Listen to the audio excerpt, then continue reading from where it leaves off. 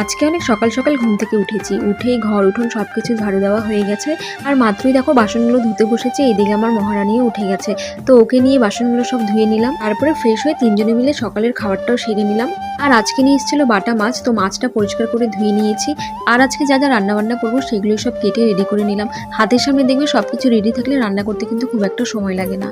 আর এখন তো ফুলকপি আর বাঁধাকপির সিজন। ফুলকপি তো খাওয়া হয়েছে কিন্তু বাঁধাকপি খাওয়া হয়নি। আজকে প্রথম বাঁধাকপি রান্না করব। আর মাছের ঝোলটা আজকে আলু বেগুন দিয়েই করব। আর যেদিনও 2টার সময় কাজে যায় সেদিন একটু তাড়াহুড়ো করে সব কাজ করতে হয়, কারণ কেউ ডিউটি চলে যাওয়ার পরে তো আমি আর কোনো কাজ করতে পারি না, সেই জন্য। আর বাঁধাকপিটাই আগে বসিয়ে দিয়েছি, সকালবেলা তো গরম ভাত হয়েই গেছে, তো সকালের খাবারটা এটা দিয়ে সেরে নেব সেই কারণে।